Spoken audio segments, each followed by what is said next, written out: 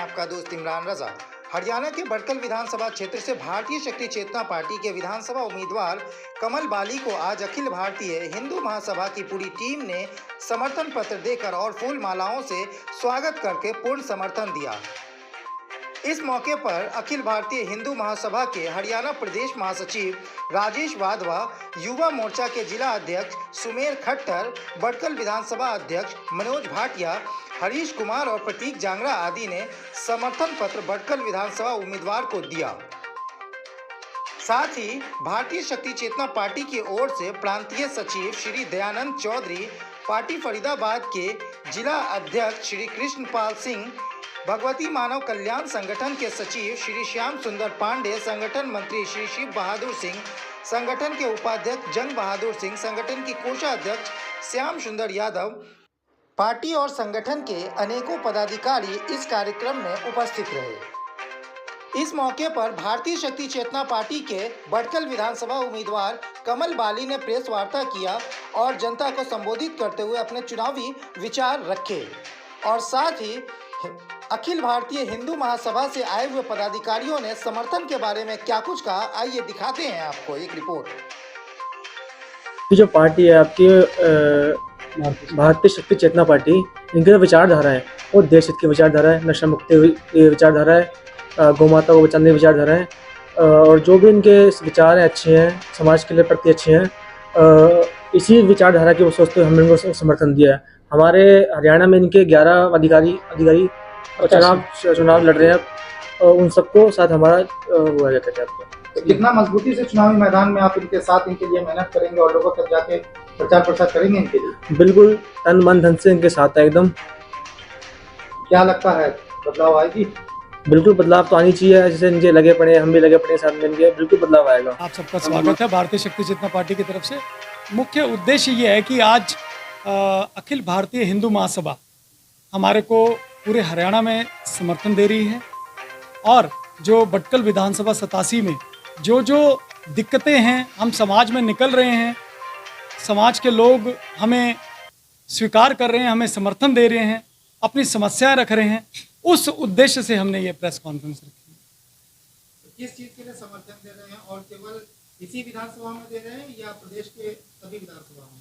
देखिए, हमारे को पूरे हरियाणा में इन्होंने समर्थन दिया है। हमारे भारतीय शक्ति चेतना पार्टी के ये केंद्रीय महासचिव अजय अवस्थी जी का लेटर है, जो 11 हरियाणा विधानसभा में हमारे प्रत्याशी खड़े हुए हैं, तो सभी जगह पर इन्होंने समर्थन दिया है।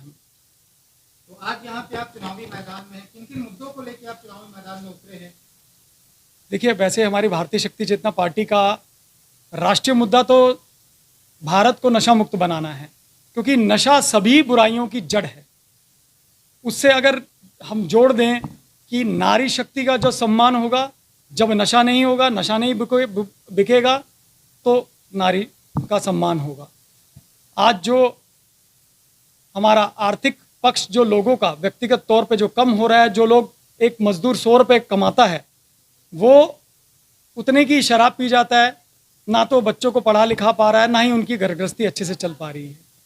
तो ऐसे ये राष्ट्रीय हमारा मुद्दा है। इसके अलावा जो हमारे बड़कल विधानसभा क्षेत्र में जो मुद्दा है वो विकास का मुद्दा है। जो यहाँ पर जो समस्याएं हैं उस चीज़ के मुद्दे को लेकर हम चुनावी मैदान में उतरे हैं। किस तरीके से आप देखते हैं, नशा मुक्ति की आप बात कर रहे हैं, मगर शराब और मदरा धंधा यहाँ पे खुलेआम हरियाणा में बिकती है और सरकार को एक बड़ा रेवेन्यू इससे जाता है, तो आप किस तरीके से इन सब चुनौतियों का सामना करेंगे? देखिए, आपने जो बात कही है बिल्कुल सही है, इसमें कोई दो राय नहीं है। अगर आप पूरे साल का सेल का अगर आप अनुमान लगाएंगे ना, तो आप RTI डाल के पता करवा सकते हैं। मैं समाज को आपके माध्यम से कह रहा हूँ कि पूरे साल में जितनी शराब नहीं बिकती, इलेक्शन के दिनों में शराब की सेल हो जाती है।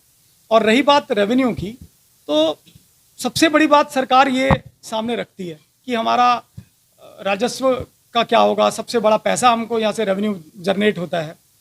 तो राजा जो नेता है वो राजा होता है, राजा पिता समान होता है, अपनी प्रजा जो है वो उनके बच्चों के समान है। अपने बच्चों को क्या कोई राजा शराब पिलाता है? उसके लिए अनेक योजनाएं शुरू की जा सकती हैं, जैसे तमाम रोड टैक्स, तमाम तरह के टैक्स हम दे रहे हैं, समाज दे रहा है, तो एक नशा मुक्ति कर भी लगा दीजिए, अब टैक्स लगा दीजिए। उसमें हमारी माताएं बहनें बच्चे अपनी जेब खर्ची से वो टैक्स बल्कि ज़्यादा उनका रेवेन्यू जनरेट होगा वहाँ आप सीधा सीधा सरकार को चैलेंज कर रहे हैं और लोगों को भी चैलेंज कर रहे हैं, क्योंकि मदरा पीने वाले लोगों की एक बड़ी संख्या है इस राज्य में। तो आप सीधे उनको चैलेंज कर रहे हैं और उनके स्वतंत्रता पे डायरेक्ट हमला कर रहे हैं, क्या कहेंगे? देखिए, ये स्वतंत्रता पे हमला नहीं है। जब तक हम स्वयं नहीं बदलेंगे तो जग नहीं बदलेगा। दुनिया का कोई ऐसा व्यक्ति आप हमें नहीं बता सकते जो नशा करके प्रगति कर गया हो। अब लोग कुछ कहते हैं हमारे को कि भाई हम तो नशा करते हैं, हम तो अपने घर पे 2 पैक पीते हैं। लेकिन मैं ये पूछ रहा हूँ, आज चिकित्सक भी कहते हैं कि थोड़ा सा 1-2 पैक लेने में कोई दिक्कत नहीं है। नहीं, नशा अगर आप आध्यात्म मार्ग पर बढ़ रहे हो, मूल जड़ है सभी बुराइयों की। और हम उन्हें चैलेंज वाली बात नहीं है। ये समाज का एक तरीके से सबसे बड़ा नासूर है, इसको दूर करना ही पड़ेगा। हमारे भारत की महान संस्कृति है, अगर भारत को विश्व गुरु बनाना है तो नशा मुक्त होना ही पड़ेगा। बड़कर विधानसभा में और भी काफी चुनौतियां हैं। यहाँ विकास की बात करें तो आपने विकास की बात नहीं की, केवल एक मुद्दा है आपका नशा मुक्त करना, केवल उसी पे काम कर रहे हैं। तो क्या लगता है कि नशा मुक्ति पे कितने लोग आपको समर्थन देंगे और किस तरीके से वोट आप जिता पाएंगे? मैंने आपको बताया है कि नशा मुक्त भारतीय शक्ति चेतना पार्टी का और हमारे मूल संगठन भगवती मान कल्याण संगठन का मुख्य उद्देश्य है, जो और राष्ट्रीय मुद्दा भी है। लेकिन भटकल विधानसभा में अनेक समस्याएं हैं। जल भराव की समस्या सबसे बड़ी समस्या है। अभी हाल फिलहाल में पीछे एक दुर्घटना घटी हमारे यहाँ पीछे ही भटकल विधानसभा में, अंडरपास लगता है ओल्ड का, उसमें 2 लोगों की मतलब दुर्घटना में मृत्यु हो गई। हम उन परिवारों से मिले, वो एक वाइस प्रेसिडेंट थे HDFC के और कैशियर थे तिवारी जी। आप जाने कि जिनके घर के जाते हैं तो कितनी बड़ी दिक्कत उनको होती है। ये वेदना के उन हमारे जितने भी शासन प्रशासन को नहीं मतलब उनसे, आप व्यवस्था कर सकते थे। आप इतने सालों से हर साल यहाँ दुर्घटना होती है जल भराव के कारण, तो उसको रोका जा सकता था, रिपेयर करा जाता था। 200 करोड़ से ज़्यादा जो MCF वाले हमारे फंड खा गए हैं। करोड़ों रुपए की स्मार्ट सिटी बनाने के लिए फंड दिया जाता है, लेकिन मैं कह रहा हूँ 95% से ज़्यादा जो पैसा डेवलपमेंट के लिए, विकास के लिए लगता है, वो लगाते ही नहीं है। बस सिर्फ आप कहो कि खाना पूर्ति करते हैं। अगर ये अमित शाह जी जो हमारे होम मिनिस्टर है, वो आए हमारे फरीदाबाद में चुनावी प्रचार के अंदर, पूरा फरीदाबाद को चौक कर दिया गया, बैरिकेडिंग कर दी गई। बड़े नेताओं के लिए आप सजग हैं शासन प्रशासन, तो आम जनता के लिए कब सजग होंगे? आपके सामने बीजेपी कांग्रेस दोनों के प्रत्याशी हैं और दोनों ने ही जो है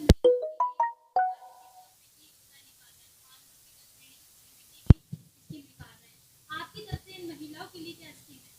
हमारी तो महिलाओं के लिए सबसे बड़ी स्कीम यही है कि उनके पुरुषों को, उनके घर के परिवार के जो पुरुष लोग हैं, हम उन्हें अगर नशा मुक्त बना देंगे तो किसी तरह की स्कीम देने की जरूरत नहीं है। और ये तमाम जो पार्टियां हैं, मैं किसका नाम लूं, कोई दाल, कोई चावल, कोई पैसा बांटने की स्कीम देते हैं। हमारा भारतवर्ष जो है वो कर्मवान धर्मवान लोगों से अनगिनत लोग आपको मिल जाएंगे। उन्हें फ्री की चीज और फ्री का लालच देने की आवश्यकता नहीं है। वो अपने से उपार्जित धन से अपने घर गृहस्थी चला सकते हैं। आप उन्हें विकास दीजिए, आप उन्हें एजुकेशन के जो वो प्लेटफॉर्म दीजिए। और जो चिकित्सा की आज जो चरमरा गई है हमारे फरीदाबाद जिले में, बादशाह खान हॉस्पिटल आप कभी जाइए, वहाँ की पूरी बदतर हालत है।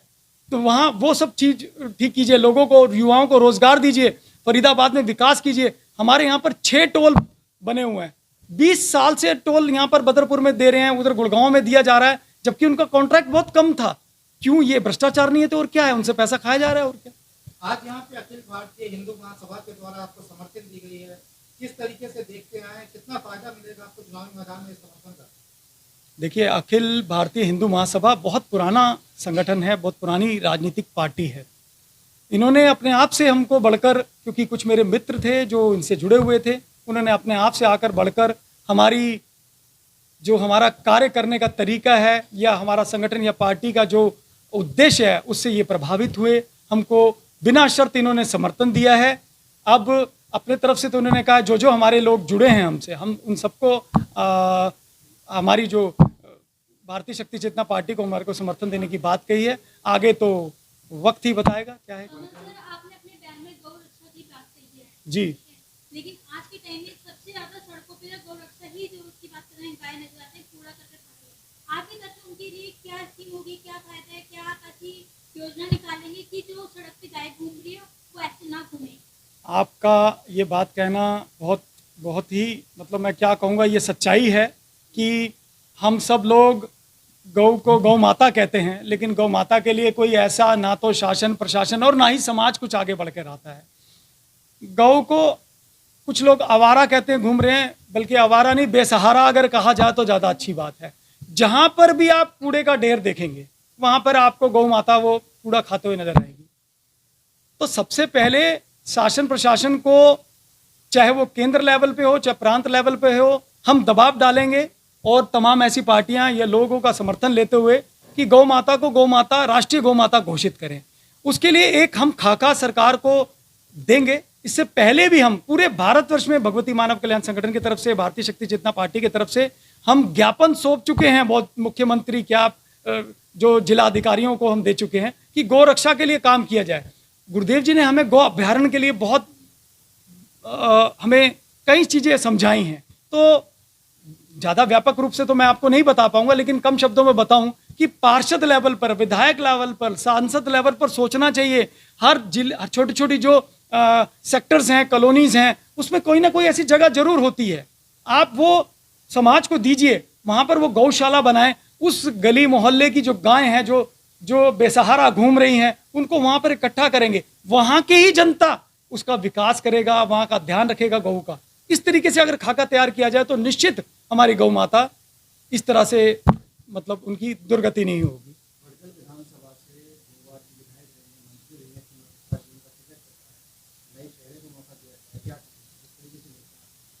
देखिए, जितने भी प्रत्याशी खड़े हुए हैं, चाहे वो कांग्रेस से हों चाहे बीजेपी से हो, तमाम पार्टी से हों, हम सब लोकल हैं, एक दूसरे को जानते हैं। मैं अगर उनके लिए कोई कमेंट करूं तो ये अच्छी बात नहीं है।